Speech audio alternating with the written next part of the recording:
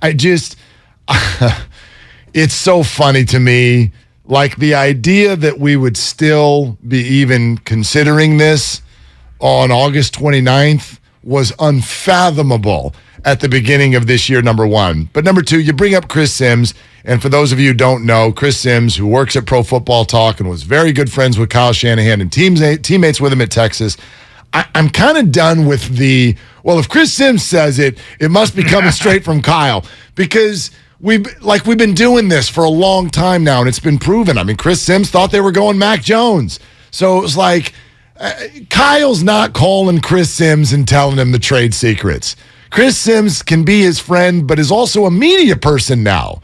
So Kyle's not on the record telling Chris Sims what he's thinking. Maybe not, but it doesn't mean that Chris Sims is not trying to be wrong. Correct. He's trying to be right. So he would use, and anybody who talks in front of a microphone, if you're talking about this, you don't want to be wrong. You want to be right. So you're going to use everything in your power to be right. So I'm not saying that Kyle necessarily fed him any information. I'm just saying that maybe a guy like Sims could read the tea leaves, if there were tea leaves to read. I'll say this, though.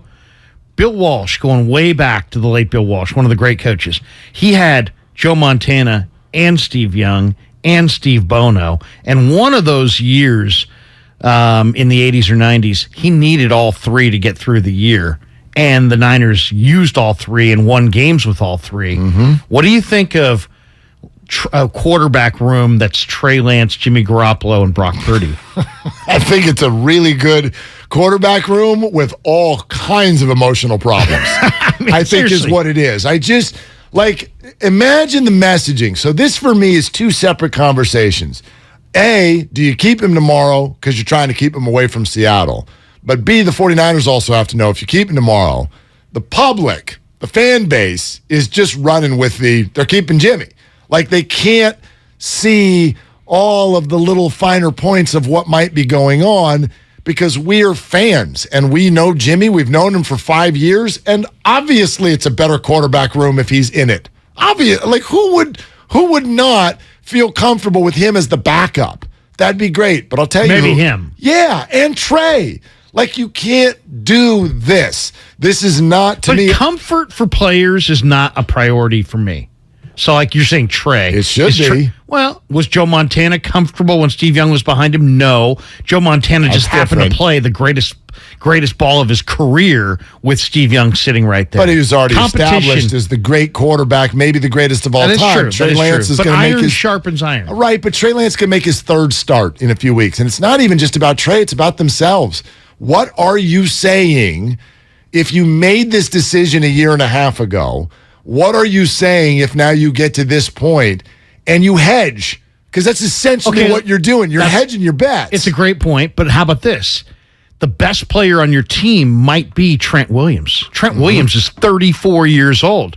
How do you look at the big man in the eye and say, hey, Trent, I know this may be your final bite of the apple as far as the Super Bowl, but we're not going to do everything in our power to win this year because we're feelings. I'd rather say, Trent, guess what? We feel like we can win with Trey, and if Trey gets hurt, we feel like we can win with Jimmy, and if Jimmy gets hurt, we feel like we can win games with Brock Purdy. So we're going to keep all three of those guys because we have a Super Bowl. I mean, I agree with Sims's notion. He has them as the most talented team in football. I look at the NFC. There's nobody standing between the 49ers and the Super Bowl. I totally agree. They're far and away the best roster in the NFC. Why would you? One of the only ways they don't go to the Super Bowl is if the quarterback prevents it from happening. So why not give yourself a full, list of options and play it out, see where it goes. Everybody gets hurt in football. Yeah, but I wish it were that simple. What you're saying is sort of like living in a vacuum. And I'm saying, take your best players. I totally agree. Take your best players, except, and I think that, this is maybe a poor comparison, but if somebody is okay, let's take Deshaun Watson. He's one of the best quarterbacks in the NFL, right, on paper, But you have to consider other things. And so most teams would be like, no, we're not doing that because of all of the other stuff but that it now brings. You're talking about lewd behavior, some borderline criminal behavior. Right. You're talking, but there's a difference between that and just you want to take your best players, your best football players. Right. But so that's not apples to apples. My point in bringing that up is that things that are happening outside of the obvious, not just the X's and O's, things that are happening outside of that can affect your football team. Like I was working in San Diego when the Chargers left. And every player, as they moved up, we're going to move to LA after this season. Okay, how's this affecting you guys? Oh, not at all. No, it's not affecting us at all. We just play football, whatever's going on there. And then they leave, and the next year, same interviews. Yeah, that totally blew our season to smithereens because nobody could focus. You're welcoming a quarterback controversy into the room, and that's not easy. You all know, we know, Trey is going to have bad moments. He's going to have bad games. He's going to have bad throws. He's going to throw picks. And if every time you do that, camera goes to Jimmy. Camera goes to Jimmy. Camera goes to Jimmy. Players in the locker room. I think we should go to Jimmy. I think we should go to Jimmy.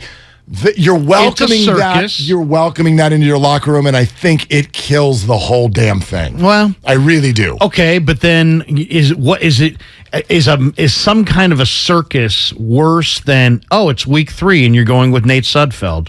Well, but that's, you're done. You're done. You're right. So, what are we talking about? But that's the Would reality. you rather be done in week 3? No, but you're going to be looking for Jimmy. But you're assuming an injury is going to take place at a position where actually normally it's realistic to navigate 17 games with your quarterback. Most teams year in and year out do it. Yes, there will be injuries. I get that. But like what you just described is what every NFL team faces. What happens if Mahomes goes down week 2? What happens if Allen goes down week 2? Aaron Rodgers, Tom Brady. Done.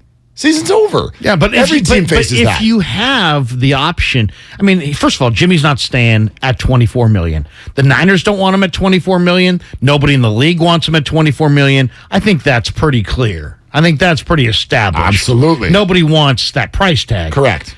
But if he stays on the roster, I would assume there's some kind of reduction of that salary. There's some kind of restructuring of that salary.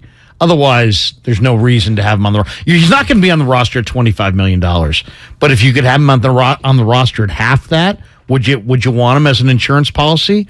To me, the insurance policy on the young quarterback is probably the best thing that you could do for yourself to improve your chances of going to the Super Bowl. I totally see that point, except for you're moving down a road of something where I would bet Jimmy and Don Yee are like, hell no.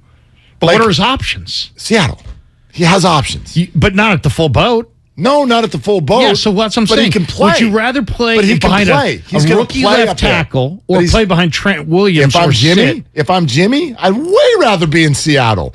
Way rather. If I'm going to I'd even take a little less to go to Seattle. Over-under's like 5.5. It will go up if they get Jimmy, number one. But number two, he wants to play. If you stay with the 49ers and take a pay cut to do it, the video you're going to get all year is you in a baseball cap. But let's forward. Let's kick that further down the road here. He goes to Seattle.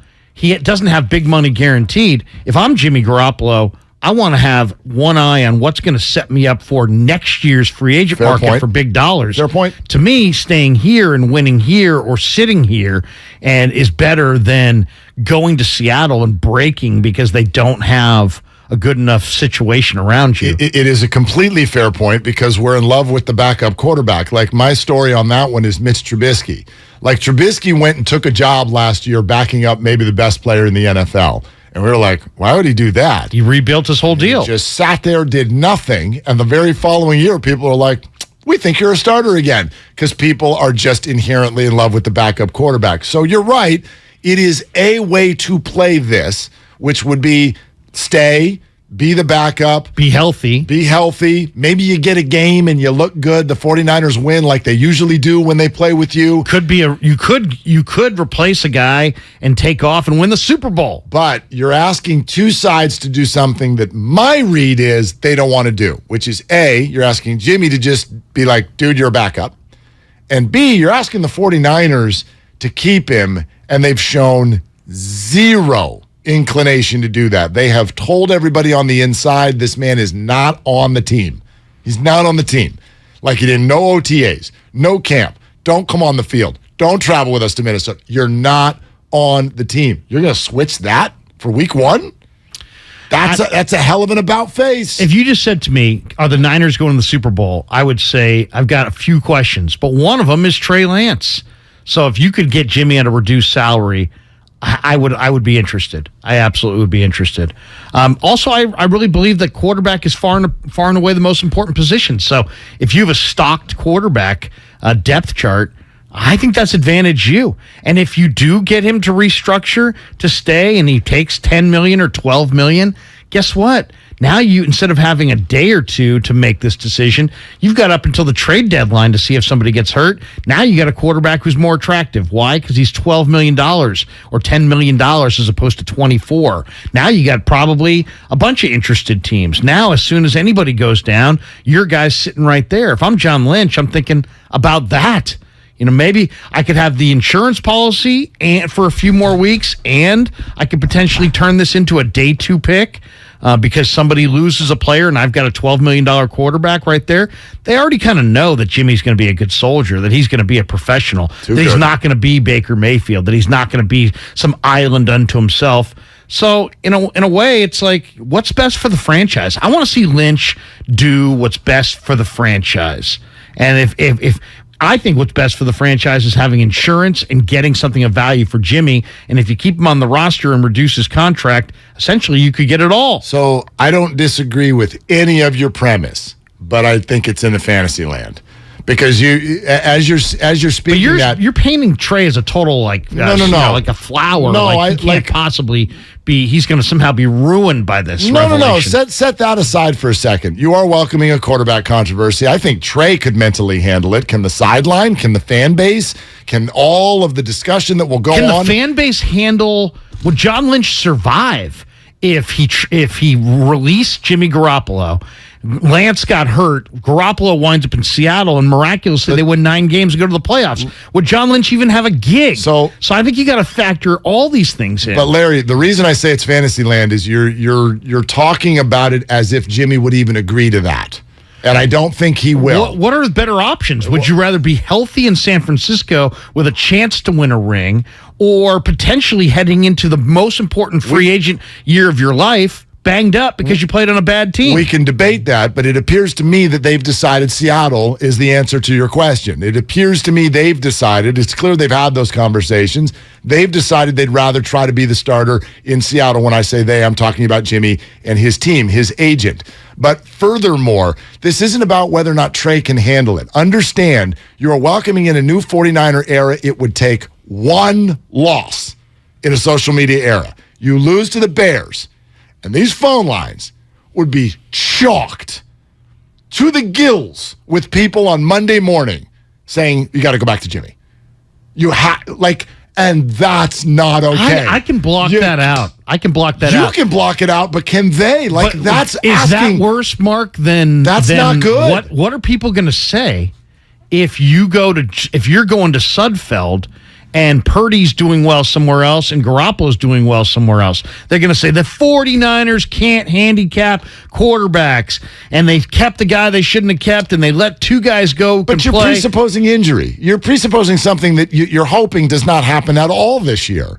I mean, yes, it might, but again, I'm just trying to win the Super Bowl, this year's Super Bowl. Me and too. To me, the best way to win the Super Bowl is to have multiple options, multiple quarterbacks. I don't believe Nate Sudfeld can win games. I think the best way to do it is he might be the number 2. I think the best way to do it is to start with a cohesive locker room. It's something that the 49ers have valued all along, and if you got both these guys in the room and both active on game day, I think you got a problem. I think you've got a real problem that goes way deeper than just Trey's mental side. I don't think so. It goes way deeper than that. I don't think the players are going to fracture. I think you're going to have a distraction among the fans. You just said it. You said Trent Williams. Like, how patient is Trent Williams going to be if Trey's out there struggling? Be like, come on, get Jimmy in here. But the alternative is that you kiss off Garoppolo, you get rid of Purdy, and you're standing there with Nate Sudfeld in week 3, and you're looking at Trent Williams, and maybe he's like, you know what, guys, I'd like to be somewhere else. Stop worrying about the backup. Stop worrying about the backup. I'm signing up for 17 games for Trey Lance. Yeah. I'm signing up for that. And that's what every team's signing up for. 17 games from their starting quarterback. And if you don't get it, you're probably in trouble. That's just reality in the NFL. Yeah, it's reality in the NFL. I know. But, I mean, ultimately, Montana and Young and Bono all played, and Walsh was not an idiot. Walsh was pretty smart. That was one season. It was, but, I mean, I'm just saying options are always nice to have. I don't know. To me, I look at the 49ers, and I have a different feeling than I did even 6 months ago because I'm looking at the rest of the conference, and I'm saying, who can beat the 49ers in the NFC? And I don't believe in Green Bay. I don't believe in the Rams because of their lack of depth. I don't believe in really anybody. Tampa's got a 45-year-old quarterback and a banged-up offensive line, and Godwin's not the same player that he used to be. So I'm not buying Tampa. I'm not buying Green Bay. I'm sure as hell not buying Dallas, Guru. I'm not buying your Cowboys. I ain't buying the Eagles. I'm with you. I don't see. I mean, the Niners have a great opportunity to go to the Super Bowl this year if they can get reasonable quarterback play. I agree totally. I don't care about upsetting Trey's feelings. I don't care about guys in the locker room who may pick sides. I'm not worried about, the Willard and Dibley show blowing up with, calls. I'm not worried about any of that. No. I'm more worried about, hey, you know what? I got 14 games left and I got Nate Sudfeld. No. That's a concern. That's my biggest concern. I'm worried about you moved heaven and earth for Trey Lance. So that solid quarterback play needs to come from him. It's got to come from him. Yeah, but what if you could get something for Jimmy? And you could have it all, Mark. You could get the renegotiation. You could get a better backup quarterback, a reasonable insurance plan, and an asset that before the deadline. When's the deadline? It's like week 6 or week 7. And a mess. You might be able to then get rid of Jimmy for a second-round pick or a third-round pick because you got a $12 million proven entity that's right there, and some team could be desperate. You have a scenario, and I get it. Again, your premise, I accept. I just think, man, you're welcoming a lot of potholes. There's a big circus element. A lot of potholes to your road. I'm not worried about the circus because the NFL is a circus, and guess what? If you get rid of the quarterback and you are leaning on Nate Sudfeld, man, and you're not winning games. Every potential other option is going to look really, really good once you're leaning on Sudfeld. So, yeah, your game plan is banking on Trey's health, but Trey only played 2 games last year, played a little bit in the preseason and got hurt. I'd rather bank on Trey's health than sending Trey out for what we've all stated is going to, at minimum, be a sometimes bumpy ride, knowing that the world can't handle that if Jimmy's standing there. The world can handle that if Sudfeld or Purdy is standing there. Can't handle it if Jimmy's standing there. But Jimmy could handle it, and so could Trey. Yeah, absolutely. But the world is bigger than those two guys. And I don't even know if I want Jimmy. Like, can Jimmy handle it? As I said during changeover, I want to knock on that. Is anybody do you have any emotions? I started thinking about it. Have we ever seen Jimmy get into a wide receiver on the sideline? Have we ever? He's like a Ken doll. He's just always smiling. Just smiling. It's a perfect smile. Hey, I get it. Some people are wired that way, but man, this guy's slack runs forever. Like, when does he ever get mad or speak up for himself?